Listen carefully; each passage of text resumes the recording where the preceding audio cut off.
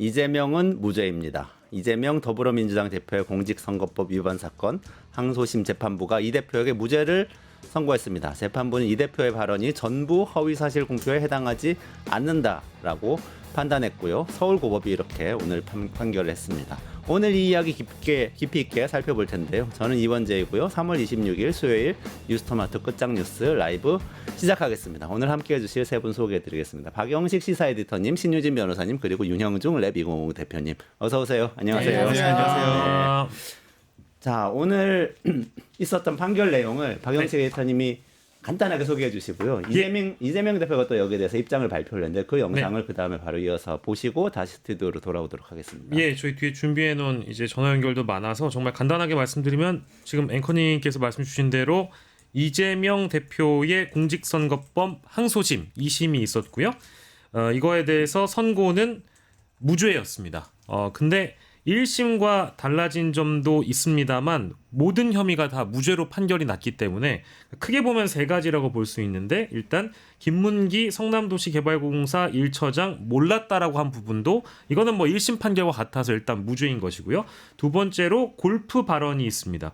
골프를 같이 쳤냐 아니냐에 대해서 허위사실 공표를 했다는 부분도 1심에선 유죄라고 했는데 이게 이제 무죄가 된 거고요. 새롭게 항소심 판결이 달라진 것이고, 그리고 세 번째 1심에서 유죄였던 백현동 부지 연도 변경과 관련해서 국토부로부터 협박을 받았다, 이제 이런 발언을 한 것도 1심은 유죄라고 봤는데 2심은 무죄라고 판단했습니다. 그렇군요. 그럼 여기에 대해서 이재명 대표가 발언했던 내용이 있는데요.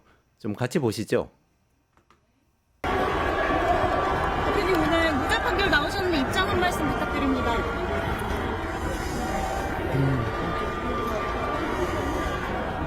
진실과 정의에 기반해서 제대로 된 판결을 해주신 재판부에 먼저 감사드립니다. 한편으로 이 당연한 일들을 이끌어내는데 이 많은 에너지가 사용되고 국가 역량이 소진된 것에 대해서 참으로 황당하다는 생각이 듭니다.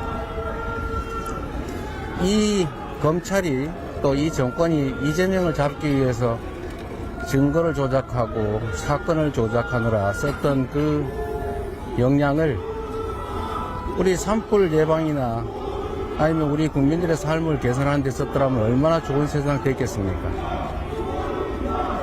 지금 이 순간에도 이 많은 사람들이 이 일에 관심을 가지고 이렇게 모여 있는데, 사실 이 순간에도 어딘가에 산불은 번져가고 누군가는 죽어가고 경제는 망가지고 있지 않습니까?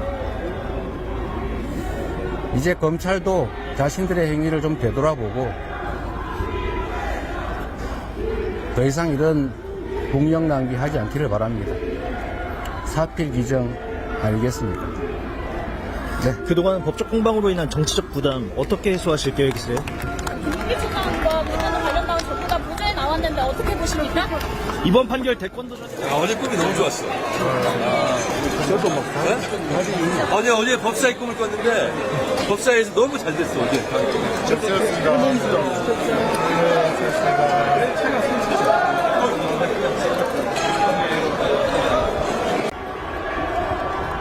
네, 이재명 대표 실제로 이 백브리핑하고 나서 실제 안동의 산불 현장으로 달려갔다고 지금 박영식 에디터님이 전해주시네요.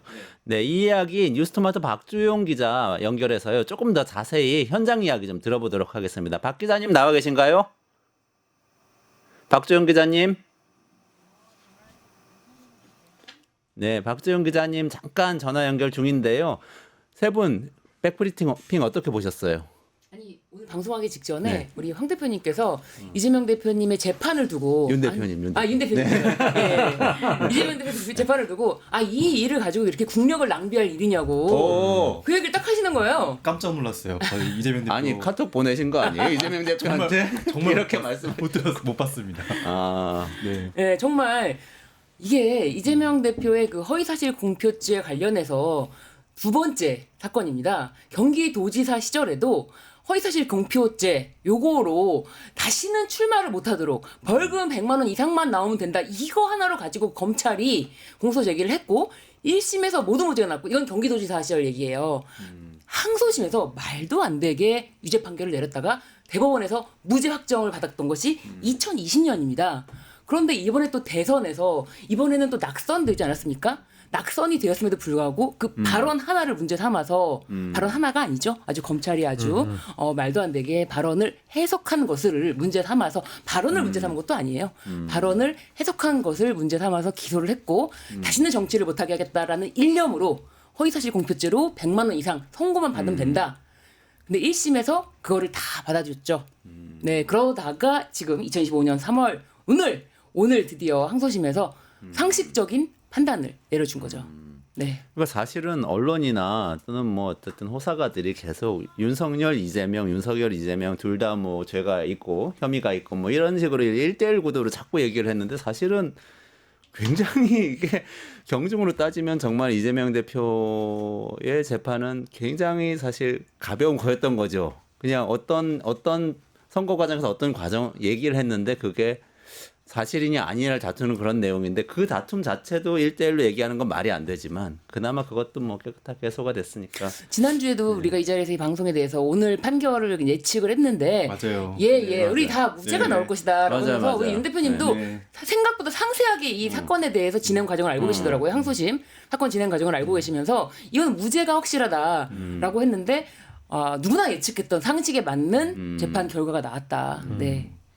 이게 이제 오늘 저는 무죄를 예상했지만 항소심 재판부가 어쨌든 단호하게 결론을 내려준 부분 중에는 이른바 이제 골프를 같이 친 멤버들의 사진을 조작해서 10명이 사실 찍은 사진이 원본인데 4명만 들어간 것처럼 증거 제시가 됐던 부분도 재판부가 명확하게 짚었거든요. 특히 국민의힘 집권 여당이 그런 사진을 제시를 하면서 한 것은 조작이다라는 거를 재판부가 짚었을 때 좀 굉장히 놀랐고요. 그리고 두 번째 그 놀랐다는 부분이 나쁜 부분이 아니라 이게 사실 상식적으로 짚어줘야 되는 부분이고 이것이 재판에 영향을 충분히 끼칠 수 있었던 부분이기 때문에 1심 재판에서는 유죄를 받은 거여서 이 대목에 대해서 일단 짚었다는 부분이 인상적이었고요. 그리고 또 두 번째로는 어쨌든 이 국토부로부터 협박받았다라고 한 발언도 뭔가 좀 폭넓게 해석해가지고 1심에서 이제 재판부가 판단할 때 검찰의 공소 제기를 있는 그대로 받아들이는 것이 아니고 합리적인 해석의 영역을 열어놔야 된다라고 그런 언급을 한 것도 굉장히 놀랐습니다. 그러니까 검찰이 주장하는 공소 제기가 모든 것이 사실이라고 재판부가 판단하면은 안 된다. 합리적으로 봐야 된다라고 언급을 한 거 보고 야 이게 1심 재판부의 판단을 2심 재판부가 이렇게 뒤집어가지고 잘못됐다라고 판결하는 거 보고 되게 놀랍게 봤습니다. 사실 이 재판 판결문을 읽는 선고만 거의 1시간 넘게 걸린 것 같아요. 네. 말씀하시면서 선고 요지도 같이 좀 설명해 주시죠. 네, 신 변호사님 나오셨으니까. 지금 말씀하신 것처럼 네. 선고 요지는 지금 일단은 김문기 관련된 발언 3가지 김문기를 뭐 알았다 몰랐다 시장 전에 알았다 시장 뭐 도지사가 되고 나서 알았다 이 발언 자체는 모두 행위가 아닌 인식에 관한 것으로서 선거법상 처벌 대상 자체가 아니다. 인식에 관한 것이라고 처음부터 지적이 됐는데 검찰이 교유행위라는 말을 했거든요. 그걸 만들어냈어요. 우리 사전에도 없는 말을 만들어냈는데 이것을 재판부가 짚어줍니다. 이것은 인식에 관한 것이고 이거는 공직선거법상 처벌 대상이 아니다. 네, 그렇게 정확하게 판단을 해줬고요. 그리고 네네네. 또 백현동 관련한 발언에 대해서는 국토부에서 이거는 분명히 법률 준수 요구가 있었고 어쩔 수 없이 변경을 했다. 이 부분은 의견 표명이다. 그리고 협박했다. 국토부가 협박했다라는 거는 어쨌든 이 당시에 국토부로부터 상당한 압박을 받았다는 것이고 그리고 과장됐다고 볼 수 있지만 허위라고 볼 수 없다. 모든 것이 이재명 대표의 말이 허위가 아니고 다 진실이라고 밝혀준 것. 이게 판결문에 굉장히 의미가 있다라고 보여집니다. 그렇군요. 기자 연결이 지금 돼서요. 네, 기자 연결 네. 잠깐 하고 윤 대표님 발언 기회 또 드리겠습니다. 박주영 기자님 나와 계신가요? 네, 현재 국회 현장에 나와 있습니다. 아 그렇군요. 네, 오늘 2심 선고 어떻게 판결 났는지 좀 정리 부탁드립니다. 네, 공직선거법 사건 혐의 1심에서 징역 1년에 집행유예 2년을 선고받았던 이재명 민주당 대표가요. 2심에서 무죄를 선고받았습니다. 재판부는 이재명 대표의 발언이 전부 허위 사실 공표에 해당하지 않는다고 판단했는데요. 1심에서 피선거권 박탈형을 선고받아서 대선 출마 여부가 불확실했지만 이 대표가 이번에 사법 리스크 중 하나였던 이번 사건에서 벗어나게 되면서 일단 대선 가도의 탄력을 받게 됐습니다. 네. 지난 선거 결과하고 달라진 부분들이 있는 거죠? 네, 지난 선거와 좀 다소 많이 달라진 부분이 있는데요. 재판부는 1심에서 유죄가 인정됐던 이른바 이재명 대표의 골프 발언에 대해서 골프를 치지 않았다고 거짓말한 것을 볼 수 없고 허위성 인정도 어렵다고 무죄로 봤습니다. 이재명 대표가 호주 출장 중 김문긴 전 처장과 찍은 사진과 관련해서도요. 10명이 한꺼번에 찍은 사진으로 골프를 쳤다는 사실을 뒷받침할 수 없다고 재판부가 판단했습니다. 마지막으로 경기 성남시 백현동 한국식품연구원 용도 지역 상향 변경이 국토부 협박에 따라 이루어졌다고 발언한 것 모두 허위 사실에 해당하지 않는다고 재판부가 판단했습니다. 아, 그렇군요. 좀 여야 반응도 나올 것 같은데요. 국회의원장에 나가 계시니까 좀 어떤지 전달 부탁드립니다. 네, 이재명 대표의 2심 선고 결과가 나오자 여야 협의가 크게 엇갈렸는데요. 일단 야당은 이번 판결에 대해서 사법 정의가 살아났다고 환영의 입장을 나타냈습니다. 아울러 검찰의 기소권을 남용해 이 대표를 탄압했다며 강하게 비판했는데요. 이 점은 이재명 대표도 재판을 마친 뒤 기자들과 만나서도 이와 같은 발언을 했습니다. 검찰도 자신들의 행위를 되돌아보고 더 이상 이런 공격을 낭비하지 말아야 한다며 검찰에 날을 세운 겁니다. 반면 여당은 이번 판결에 대해서 망연자실하는 분위기가 읽혔습니다. 당초 2심 판결이 1심과 유사하게 흘러갈 것으로 예상했는데 상황이 반전됐기 때문인데요.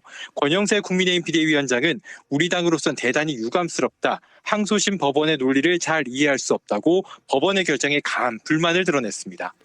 정치권에서는 대선 가도에 관심이 많을 텐데 대선 주자로 이제 행보에 나서는 걸로 보이나요? 어떻게 보세요? 네, 아무래도 이번 무죄 선고로 이재명 대표가 대선 출마 자격 논란에서 상당 부분 벗어나게 됐는데요. 대권 가도에 다시금 박차를 가할 수 있게 됐습니다. 이재명 대표는 무죄를 선고받은 뒤 곧장 경북 안동 산불 피해 현장으로 달려갔는데요. 산불 피해 현장을 살피면서 유력 대권 주자로서의 안정감을 보이려 할 것으로 보입니다. 여기에 이재명 대표는 당 장악력도 더욱 확고히 할 수 있게 됐습니다. 민주당 내부에 이재명 대표만큼 대규모 지지층을 보유한 주자가 없는 상황에서 사법 리스크까지 일정 부분 해소됐기 때문입니다. 우선 비명계를 비롯한 다른 대권 주자들의 설 자리가 좁아졌는데요. 정부 여당을 여기에 덧붙여 정부 여당을 향한 공세 수위도 높아질 것으로 보입니다. 그동안 윤석열 정부와 검찰로부터 픽박받아왔다는 주장을 펼 것으로 보입니다. 아, 네, 잘 알겠습니다. 박 기자님 감사합니다. 네, 감사합니다. 네, 이번엔 민주당이 이번 판결을 어떻게 보고 있는지 좀 전화 연결로 다시 알아보도록 하겠습니다. 민주당 법률위원장 맡고 있는 이용호 의원 전화로 연결돼 있습니다. 이 의원님 안녕하세요. 이용호 의원님 나와 계신가요? 여보세요? 네, 이용호 의원님. 네, 안녕하세요. 아, 네, 안녕하세요. 이 의원님 고생 많으셨습니다. 네, 네, 그 이 의원님께서는 선고 직전까지 여러 언론에서 무죄를 나올 것이다 이렇게 말씀하셨는데 1심 때는 사실 깜짝 놀랐잖아요. 우리가 실형이 나오고 그래서. 근데 어떻게 무죄를 미리 확신을 하셨었나요? 1심 양형이 완전히 균형을 잃어버렸다. 그래서 이 균형 감각을 상실한 판단이다라고 하나 가장 중요한 징표로 그걸 봤고요. 항소심 과정에서 항소심 재판부가 공소 사실이 특정되지 않았다. 쉽게 말해서 무엇이 거짓말이었다는 거냐라고 하는 것을 재판 내내 검찰한테 특정해달라고 요구를 했는데 마지막에 공소장을 변경을 하긴 했는데 변경된 공소장을 보고도 뭐가 허위사실이라는 건지 잘 모르겠다라고까지 얘기를 했어요. 그런 저간의 사정들을 봤을 때 항소심에서 1심 판결 바로잡힐 수 있겠다라고 좀 생각을 했습니다. 아, 상당 부분 예측 가능한 이 사실은 결과였군요. 1심이 약간 좀 비정상적이었다 이렇게 볼 수도 있는 상황이 아닌가 싶은데요. 이제 그래도 대법원 선고가 남아있지 않습니까? 그래서 이게 네. 특히 또 이제 조기 대선이 올 가능성이 높기 때문에 그러면 혹시라도 이재명 대표가 당선이 되거나 한다면 형사재판 어떻게 되는가 뭐 이런 문제도 있고요. 그리고 대법원 선고 일정하고 앞으로 이제 혹시라도 대통령 당선 시에 이 형사재판의 지속 여부 여기에 대해서 어떻게 보시나요? 헌법상 대통령의 경우 불소추 특권, 그러니까 소추를 받지 않는 그런 특권이 있는데 여기서 소추는 소는 기소, 추는 공소 유지, 그러니까 재판을 말하는 건데요. 기소가 되거나 재판을 받거나 이런 것들이 이제 안 된다라고 하는 게 불소추 특권의 내용입니다. 그리고 헌법의 그 해당 규정의 취지는 대통령직을 원활하게 수행하는 것을 좀 보장해 주겠다라고 하는 건데, 만약에 재판을 계속 받아야 된다라고 하면 그 국내외적으로 대통령의 위신이라든지 또는 어떤 물리적인 시간이라든지 이런 것들을 때문에 대통령직이 원만하게 수행되기 어렵다라고 하는 그런 이 헌법 규정의 취지상으로도 재판은 중단될 것이다. 이게 현재 헌법 학계의 중론입니다. 그래서 중단이 되지 않을까 이렇게 예상을 합니다. 아, 그렇군요. 그럼 다행인데요. 또 이 지금 어쨌든 무죄가 나왔으니까 이 문제가 없는 건가 싶기도 하면서도 선거 비용 문제가 또 있었잖아요. 민주당이 공천한 후보였기 때문에 선거 비용을 만약에 이게 그 유죄 선고가 나고 지난번처럼 이제 좀 그 선거 무효가 될 정도의 이 재판 결과가 나왔다면 선거 비용 434억 원을 반환해야 한다 뭐 이런 얘기가 있었는데 이 부분은 어떻게 됩니까? 이번 항소심 판결을 이제 판결문이 나오진 않았지만 그 판시한 그 낭독한 내용들을 쭉 뜯어 보니까 그 공소장의 공소사실 내용을 굉장히 세분화 시켜가지고 하나하나씩 다 그 검토하고 판단을 했어요. 그래서 저는 항소심 재판부가 이게 굉장히 좀 민감한 사건이고 중요한 사건이라서 논란의 여지를 최소화시키기 위해서 좀 상당히 숙고를 한 결과물이다. 그렇게 보면 대법원에서도 이 그 완전한 무죄 판결을 다른 결론을 내리기가 쉽지는 않겠다 이런 생각이 들어서 일단 그 선거 보전 비용 반환 문제는 조금 그 크게 뭐 걱정할 수준은 아닌 것 같다 이런 생각이 좀 들게 되었습니다. 아, 그렇군요. 자, 그럼 마지막으로 이거 질문 드리겠습니다. 일단은 이재명 대표와 관련된 불확실성이 상당 부분 해소되는 판결이 나왔다고 볼 수도 있는데 그럼에도 불구하고 지금 여전히 헌법재판소에 윤석열 대통령에 대한 그 탄핵 심판 결론이 아직 안 난 상태이지 않습니까? 이게 지금 이재명 대표 항소심 무죄 선고 받은 거하고 윤석열 대통령 탄핵 선고하고 이게 좀 관련이 있을까요? 영향을 끼칠지 여기에 대해서 좀 의견 여쭙고 싶네요. 지금까지 이렇게 탄핵 선고가 늦어진 거에 대해서 국민적 좀 공분과 비판들이 상당한 수준으로 올라와 있습니다. 그래서 심지어 이재명 대표 선고 결과를 보고 이후에 하려고 하는 의도 아니냐라고 하는 이런 국민적 목소리들도 굉장히 좀 강한 상황인데요. 이제 선고가 났기 때문에 이런 부분들 고려 없이 너무나 많은 국민적 갈등과 사회 혼란이 가중되는 상황이니 빠르게 이런 부분들을 좀 종식시키기 위해서라도 선고를 좀 빨리 진행을 했으면 좋겠다 이런 생각이고요. 더 늦어지면 늦어질수록 결정 여하를 떠나서 헌법재판소나 헌재 결정에 대한 신뢰에도 상당한 문제가 될 수도 있기 때문에 이런 지점들 좀 잘 고려했으면 좋겠습니다. 그 인용은 될 건데 전원일치 나올지에 대해서 관심이 많은데 이 의원님 개인적으로는 어떻게 생각하십니까? 이번 이재명 대표 항소심 사건도 사실은 법리적으로는 1심에서 그렇게 결론이 나올 수 없는 사건인데 2심에서 명확하게 그거를 다 바로 잡았다는 점에서 저는 탄핵 사건도 마찬가지로 각하 결정문이나 기각 결정문을 법률의 영역에서 법리의 관점에서 보면 그런 결정문 쓰는 건 불가능합니다. 그렇기 때문에 저는 그 30년 가까이 이렇게 재판을 해왔던 헌법재판관들 입장에서 철저하게 법리의 관점에서 쓴다라고 하면은 만장일치 파면 결정은 뭐 당연한 어떤 결과다 이렇게 생각합니다. 알겠습니다. 이 의원님 감사합니다.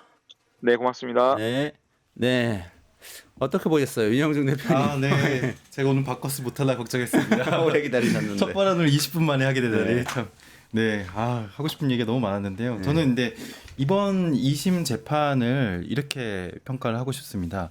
이제 공직선거법상 허위사실 공표에 대한 좀 기준이 우리가 허위사실이라는 게 도대체 뭐냐? 예, 이제 더 이상 그거는 기억이나 해석이나 그 의견은 아니다. 예, 그거는 좀 분명히 구분해야 될 것 같습니다. 저도 상당히 보수적인 그 법원의 판단에 좀 길들여져 있었는지 무죄까지는 상상하지 못. 제가 사실 이게 논리적으로 따지면 무죄거든요. 근데 그럼에도 불구하고 제가 그 논리에 길들여져 있어가지고 무죄까지는 생각하지 못하고 100만 원 이하형을 생각했는데요. 그 이유는 일단 첫 번째 기억에 대한 것. 내가 그 사람을 시장 제시 때는 몰랐다. 그 이후에 소송 대응하면서는 자주 소통했으니까 알았지만 시장 제시 때는 몰랐다. 이건 기억에 대한 것이잖아요. 그리고 여기는 이미 1심 때 무죄 판결이 났습니다. 두 번째, 해석에 대한 것. 그러니까 이 발언을 그냥 들었을 때는 이게 허위 사실인지 아닌지를 판단할 수는 없어요. 그런데 이 발언을 이렇게 해석해야지만 허위 사실 공표가 되는 경우. 이를테면 이 발언이었죠. 국민의회에서 4명 사진을 찍어가지고 마치 제가 골프를 친 것처럼 사진을 공개했는데 제가 확인해 보니까 우리 전체 일행 중에 4명을 이렇게 딱 잘라가지고 이렇게 보여줬더군요. 조작한 거죠. 야, 요 발언이 문제였어요. 요 발언이 1심 때 이제 유죄 판결을 받은 거였는데 이 조작한 거죠라는 발언이 이재명 대표는 줄곧 그 사진을 조작한 거다. 네, 사진을 조작한 것이라고 나는 얘기했고 내가 골프를 안 쳤다라고 얘기한 적이 없다. 그 이후에도 나는 골프를 쳤다. 그것도 내가 거짓말할 이유도 없다라고 줄곧 얘기했는데 국민의힘 쪽과 뭐 이제 그 검찰 쪽 주장은 이 사람이 골프를 쳤으면서 안 쳤다고 거짓말했다. 네. 이렇게 해석을 해야지만 이게 허위사실이 된 거죠. 네. 그리고 이제 세 번째 백현동 이슈 같은 경우에는 이게 여러 차례 공문을 받아서 용도 변경에 대한 의견을 받은 건 사실이었잖아요. 예, 그러면 그게 압박으로 느낄 수는 있는데 그 협박으로까지 느끼는 게 과연 좀 과도한 표현이냐 아니냐 이 정도의 쟁점이 있었던 것이었거든요. 압박은 당연히 느꼈을 것 같아요. 예. 지하철장에. 근데 협박이라는 표현이 표현 좀 과했다. 저도 좀 과했다라고 생각되는데요. 근데 이제 문제는 우리가 좀 엄밀하게 이제 따져봐야 될 것 같습니다. 이제 허위사실 공표는 뭐냐면요. 내 장모는 누구에게도 이런 한 장의 피해를 준 적도 없다. 그거는 윤석열 씨 이야기 아닙니까? 이런 한 장이 아니라 엄청난 피해 장모님? 줬잖아요. 명백하게 네. 줬어요. 10원이라고 안 했나요? 10원이었습니까? 제가 허위사실 공표했나요? 내 아내는 계좌를 증권사 직원에게 맡겨놨기 때문에 그거를 갖다 직접 거래를 한 적이 없다. 도이치모터스. 네, 이런 발언들은 명백한 허위사실이잖아요. 그렇죠. 이런 발언들이 허위사실인 겁니다. 의견이나 해석에 의해서만 그 허위사실로 어떻게든 해석해야지만 그렇게 되는 것들은 허위사실이 아닌 겁니다. 그 네. 구약을 다 외운다라는 발언도 있지 그렇죠. 않았나요? 구약을 다 외우는지는 근데 집회 그건 확인할 심지어 수 있는 후보 거잖아요. 시절 발언 아니었어요? 맞죠. 김건희 네. 씨가 구약 성서를 다 외운다라는 거 아니었어요? 다 외운다고 그랬죠. 근데 만약에 그게 이제 어쨌든 기독교인 유권자들에게 영향을 줬다고 하면 야 구약을 다 외우는 영부인과 함께 서는 대선 후보라면 오 그리스도 예수님 해가지고 뽑을 수 있는 거 아닙니까? 그러니까 엄밀히 따지면 엄밀히 따져가지고 이런 걸 기소를 그러니까, 한다고 그렇죠. 하고 수사를 한다고 하면 뭐 이것도 얼마든지 할 수 있고 심지어 낙선자의 경우가 아니라 당선자의 경우를 더 문제 삼아야죠. 그렇죠. 네. 그거 만약에 재판 벌어지면 법정에서 진짜 한 번만 외우면 되잖아요. 외우기 시작하면 심지어 번만 외우면 시민단체에서 그거를 고발하기도 했어요. 종교단체에서 실제 그거를 판단을 해달라 했는데 뭐 물론 일단은 뭐 입건되지 않아서 그렇지 일단은 계속 문제시하고는 있습니다. 기독교 단체에서도. 완전 필리버스터 되겠는데요. 그리고 이제 제 기억이 맞다면 이것도 있었어요. 김건희 씨의 학력에 대해서 네. 학력 뭐 허위 이력 있다. 이 얘기는 명백한 오보다라고 윤석열 씨가 이야기를 했었어요. 근데 나중에 뭐 학력 위조한 거 다 학위 취소되고 다 그렇게 됐잖아요. 그래서 아니 뭐 저는 그 이재명 대표에 대해서 굉장히 이제 그 여권에서는 범죄자 프레임을 많이 만들려고 했었잖아요. 네. 근데 이제 제가 사안을 좀 들여다봤을 때는 아니 그렇게 그 프레임으로 탈탈 털어서 만든 것이 고작 이거였다는 건가라는 생각이 굉장히 들어요. 사안으로 들어가면 이 사안들은 굉장히 이 사안을 가지고 이 사람을 이렇게까지 범죄자 프레임으로 몰아가나? 그러니까 그런 생각이 드는. 그러니까 우리가 프레임을 볼 때는 항상 의심을 해야 되고 사안을 들여다봐야 된다는 생각을 좀 다시금 하게 되었고 이번 판결의 또 중요한 의미 중에 하나는. 이게 요즘 법기술들이 워낙 난무하는 세상들이기 때문에 그 법적인 해석과 법리가 국민 상식과 동떨어질 때가 너무 많거든요. 맞습니다. 그래서 오죽하면은 제가 이제 아무리 변호사 자격이 있다 하더라도 네. 집에서 남편에게 이 사건을 아무리 설명해줘도 믿지를 않다가 지난주에 이재용 회장이랑 만난 걸 보고 나를 믿지 말고 그럼 이재용 회장을 믿어라. 아마 항소심 결론까지는 알 거다.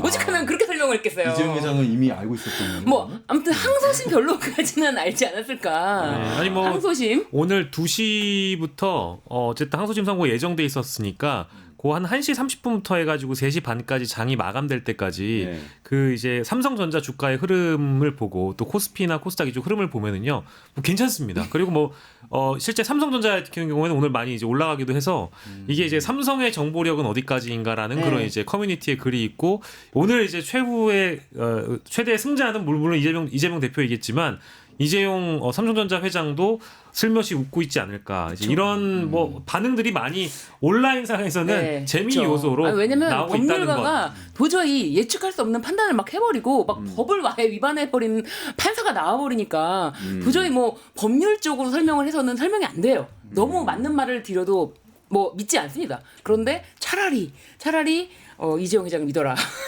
그러니까 사실은 잘 모르는 사람들은요. 이 재판에 윤 대표님 말씀하신 대로 신 변호사님 말씀하신 대로 내용을 잘 자세히 들여다보지 않잖아요. 너무 바쁘니까. 근데 계속 이제 상대 진영에서 이거 봐라 사법 리스크가 있다. 대장동 백현동 관련해서 이거 지금 재판하고 있다. 유죄 나오지 않았냐 1심에서 이렇게 얘기를 하면 대장동 백현동 사업할 때 돈 엄청 많이 먹어가지고 유죄 나온 줄 안다니까요 사람들이. 근데 그게 아닌 거잖아요. 전혀 다른 이슈인 거잖아요. 그게 이제 우리 저변에 특히 이제 정치 고관여층이 아니거나 이제 이런 이슈를 매일같이 팔로잉을 하지 않는 이제 일반 국민들이나 이제 하루하루 이제 굉장히 경제 활동하기 바쁘신 서민분들께서도 따라하기 어렵잖아요. 어렵고 귀찮고 사실은 뭐 제목만 보고 넘어가거나 하다 보면 대한민국 3심제 국가고 어디까지나 그 이제 그 피고인 내지는 피의자의 권리가 보장되는 인권국가임에도 불구하고 일단 1심에서 뭐 유죄라고 일단 결정이 되면 그 사람을 범죄자로 인식하는 경우들도 많이 있습니다. 이제 그러다 보니까 그게 제 오늘 스마트폰에서도 제 지인의 한 80%는 대부분 단체방에서 뭐 이재명은 이제 아웃이네라는 얘기를 계속 다 하고 있었어요. 제가 너무 바빠가지고 확인을 못했는데 다 이재명은 100% 유죄 인간으로 확정이 돼 있었는데 이 결론이 나고 나니까 다들 화들짝 놀라는 거죠. 어떻게 이게 무죄가 될 수 있느냐. 그게 이제 우리의 현실이라는 것이고 뭐 어디까지나 오늘 재판부가 짚어준 대로 검찰의 공소 제기라는 것은 검찰의 공소장 뭐 물론 수사를 해서 사실관계들을 이제 지적을 해놓은 것이지만 그것이 검찰의 주장에 불과하다라는 것이 이번 재판을 통해서 좀 드러나고 있는 것 아니겠는가. 네네. 제가 근데 꼭 우리 존경하는 박영식 에디터님 반박하는 것처럼 느껴질 수도 있는데 그런 건 아니고 그 방금 정치 고관여층이 아니고서는 이런 사안들 다 따라가기 어렵고 파악하기조차 어렵다라고 하셨잖아요. 그런데 사실 대단히 단순하고 명징한 사건. 아 그럼요. 예. 단순하고 명징한 사건입니다. 윤석열이 계엄을 선포한 이 내란 행위도 아주 단순하고 명징한 사건이거든요. 아 맞습니다. 그렇죠. 이 단순하고 명징한 사건들을 이상하게 왜곡해서 복잡하게 만들고 사람들의 눈과 귀를 흐리게 만들고 그리고 이상하게 잘못 알게 만드는 사람들이 바로 그 정치인들과 정치 고관여층들인 것 같아요. 이거는 아주 그냥 단순하고 명징한 사건입니다. 이거를 갖다가 이렇게 해석할 것인가? 이게 허위 사실이냐? 이거 아주 단순한 사건입니다. 맞아요. 그리고 뭐 경기도지사 시절에도 다른 여러 가지 혐의를 검찰이 엮어서 기소를 했지만 가장 힘을 준 것이 공직선거법 위반. 요것만큼은 무조건 유죄를 받아내야 된다라는 어떤 강력한 어떤 추진력이 있었고 그래서 이제 경기도지사 시절에도 항소심에서는 그거를 받아들여줬거든요. 물론 대법원 가서 그것도 정말 대법원 가서 야 그런 건 허위사실 공표라고 할 수가 없어. 토론에서 토론 중에 했던 말을 뭐 설명한 건데 그거를 뭐 어떻게 딱 그 제한된 시간 설명을 다 하겠냐. 그 시간도 부족하고 생방송 중이었고 그런 거는 허위사실 공표가 아니야라고 대법원에서 정리를 해줬거든요. 그런데 이번에 또 이렇게 해서 어쨌든 정치 생명을 끊고자 하는 검찰의 의도 너무나 명확하게 드러났고 제가 요새 전세사기 정책 연구하고 있거든요. 네네. 아니, 검찰이 민생사건 수사는 제대로 안 하면서 이게 정치인 한 명 잡으려고는 진짜 온 역량들 다 총동원하거든요. 네. 정신 좀 차렸으면 좋겠습니다. 네. 공권력을 어디다 써야 되는지 네네. 분명히 알고 행동을 했으면 좋겠습니다. 네. 지금 뉴스토마토 유근영 기자가 또 현장에서 나가 있는데 연결이 돼 있습니다. 유근영 기자님 안녕하세요. 네, 안녕하세요. 네네네. 지금 법원에 나가 계시죠? 네, 그렇습니다. 네. 오늘 법원 심판에 대해서 지금 이 패널들하고 말씀 나누고 있었는데요. 지금 주요 내용 간략하게 좀 말씀 주시겠어요, 우선? 네, 이재명 민주당 대표가 징역형을 받았던 원심을 뒤집고 2심에서 무죄를 받았습니다. 지난 1심에서 유죄 판단을 받았던 발언은 고 김문기 처장과 골프를 치지 않았다. 그리고 백현동 용도 변경은 국토부 협박 때문이라고 했던 발언들입니다. 이에 대해 재판부는 모두 허위사실 공표에 해당하지 않는다며 무죄로 판단했습니다. 이날 재판부는 특히 이 대표가 성남시장 재직 시절 김문기 씨의 존재를 몰랐다고 한 발언은 인식에 관한 것이니 행위에 관한 발언이 아니다라며 교유 행위를 부인한 것으로 볼 수 없다고 설명했습니다. 골프를 치지 않았다는 발언도 그 자체로 독자적 의미를 갖는다고 보기 어렵다고 봤습니다. 백현동 부지와 관련한 국토부 협박 발언은 직무유기를 문제 삼겠다는 발언이 압박을 과장했다고 볼 수는 있지만 허위 사실이라고 단정하기는 어렵다고 봤습니다. 네, 그 이제 윤석열 대통령을 탄핵하고 이게 어떻게 연결되나 이런 좀 의문이 많이 있는데 그 질문에 대해서는 좀 전문가들은 어떻게 보고 있나요? 고법 선고 결과가 윤석열 대통령 헌법재판소 심판에 영향을 끼칠까요? 오늘 이재명 대표의 2심과 윤석열 씨 탄핵 심판에 대해서 정치적인 국면은 요동칠지 몰라도 사법적으로는 별건이라는 것이 법조계의 중론입니다. 다시 말해 별건이기 때문에 이 대표가 이번 고등법원에서 항소심 유무죄를 판단받는 것과 윤 씨가 헌법재판소에서 탄핵 선고 결과를 받는 것은 서로 영향은 주지 않는다는 겁니다. 대신 법조계는 헌재의 숙고가 길어지고 있는 것과 관련해 8명의 헌법재판관들이 판결의 합의점을 못 찾고 있기 때문이라고 봤습니다. 한 변호사는 내부적으로 의견이 충돌하고 있는 것 같다며 평의를 이어나간다는 것은 충분히 이견을 좁힐 수 있기 때문이라고 보인다고 설명했습니다. 네, 감사합니다. 유 기자님, 감사합니다. 네, 감사합니다. 네, 다시 스튜디오에서 말씀 나눠보도록 하겠습니다. 지금 마지막에 이야기 주신 거는 8명 헌법재판관이 지금 내부적으로 의견이 충돌하고 있는 것 같다. 이런 이야기를 또 유근용 기자는 법조 현장에서 취재한 내용을 전해주셨는데 이거 조금 이따가 짚어보고요. 지금 선고요지 쭉 말씀드렸는데 그 다음에 어떻게 될지 좀 일단 신유진 변호사님께 여쭤볼게요. 그러니까 검찰이 다시 이제 하겠죠. 상고하겠죠. 상고. 그러면 그 일정이 대략 어떻게 됩니까? 상고를 하면은 대법원까지? 이제 공직선거법상 공직선거법이라는 거는 조금 빨리 진행을 해라라고 해서 633으로 규정이 되어 있어요. 6개월, 3개월. 그럼 네, 3개월 안에 대법원이 정말 초고속으로 판단을 한다 하더라도 사실 이거를 항소심을 대법원에서 뒤집기는 어려워요. 사실심, 그러니까 대법원은 법률심이거든요. 네네. 사실 확정 요것에 관해서 대법원이 이거를 가지고 판결하는 것이 아닙니다. 그렇기 때문에 사실에 관한 것은 건드리지 않고 어떤 법률 적용이 잘못됐다라고 하는 건데 그럴 경우에 파기환송을 해요. 그런데 파기환송을 하는 재판을 3개월 내에 그렇게 빨리 할까? 이건 의문이지만 한다 하더라도 대법원에서 우리가 절대 이재명만큼은 대선 전략에서 대선 후보가 되지 못하게 하겠다라고 하더라도 다시 파기환송이 되면 다시 사실심이 돼야 되는데 그렇게 되기에는 이 항소심에서 너무나 꼼꼼하게 이 증거에 관한 모든 발언에 관한 모든 것을 세심하게 판단했거든요. 이 점이 굉장히 중요한 것 같아요. 만약에 항소심에서 이재명 대표의 그 변호인 측에서 주장했던 이거는 경기도지사 시절에 백현동 관련한 발언은 이건 어디까지나 국회에서의 증언 감정에 관한 법률 요거에 따라서만 처벌이 돼야 되고 별도로 처벌받지 않는다라는 규정이 있으니 이거는 공소 기각을 해달라라고 또 재판부에다가 그런 요청을 했었는데 만약에 재판부가 그거를 받아들였다면 대법원에서는 깨기가 매우 쉬워요. 이건 공소 기각이 아니라 이건 사실 판단이 필요해라고 깰 수가 있는데 대법원에서 항소심에서 그런 것까지 다 판단을 해줬기 때문에 공소기각이라는 변호인의 어떤 주장을 받아들이지 않은 것은 오히려 잘 됐다 그렇게 보여집니다. 그렇군요. 네.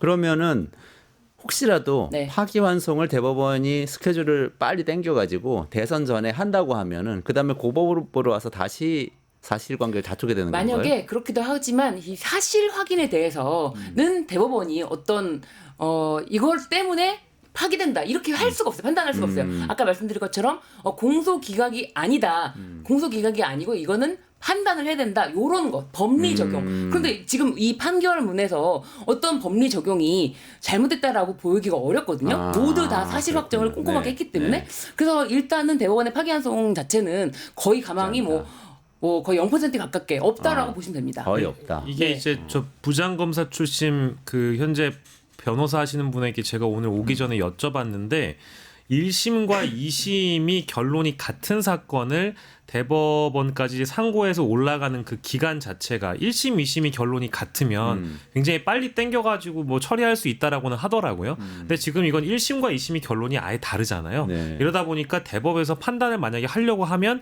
지금 저희가 따지고 있는 정치 스케줄과 관련해서는 조기 대선 60일 그 안에 대법원 선고가 있을 수 있냐 없냐 그 여부잖아요. 그렇죠. 그럴 가능성이 너무 낮다는 거예요. 아. 1심, 2심 결론이 너무 달라서 대법원에 상고되더라도 그 판단을 하는데 이미 대선이 끝나 있을 가능성이 너무 높고 사실은 그 기간도 우리가 지금 얘기하는 게 뭐 633 얘기하는데요.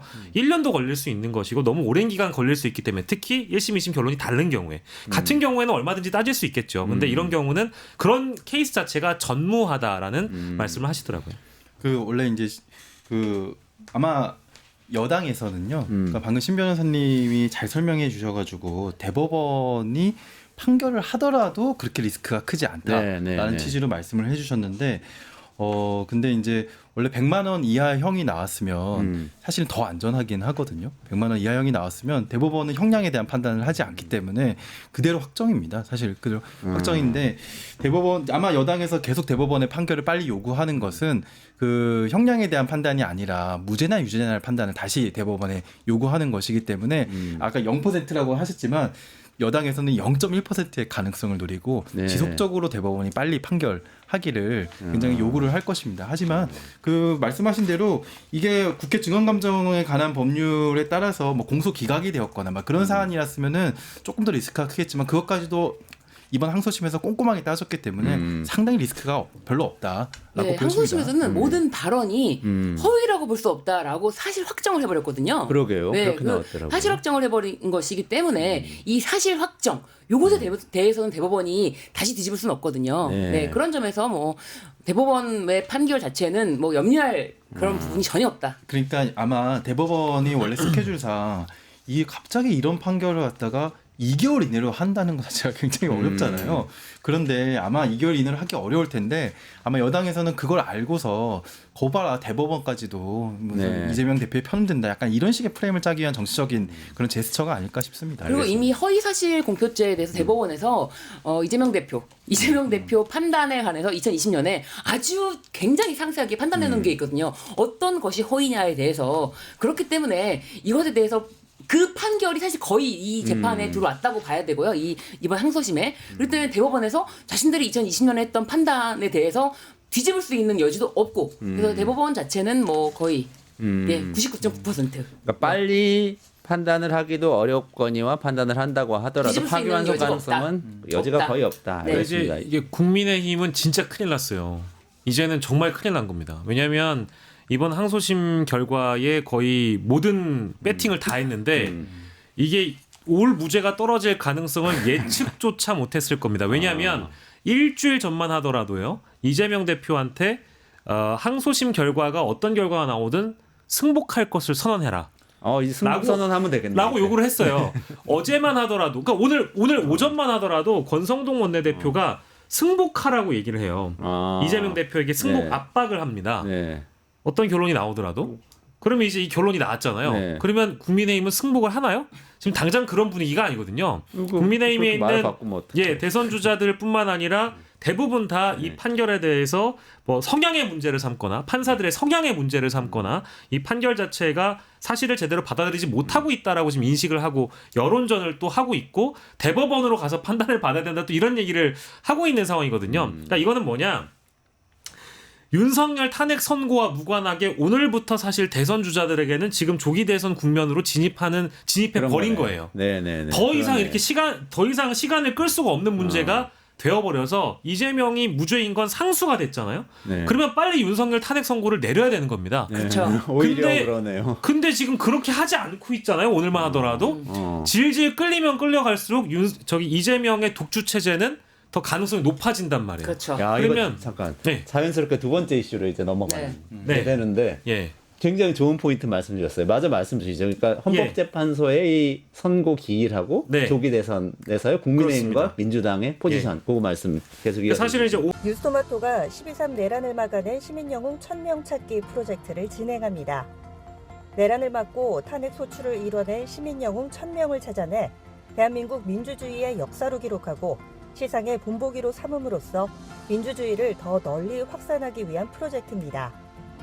이 과정에 직접 참여했거나 참여자를 추천해 주실 분들은 우측 제보하기 QR코드나 아래 메일로 추천 및 제보해 주세요. 많은 참여 바랍니다. 뉴스토마토와 함께해 주실 분들을 기다립니다.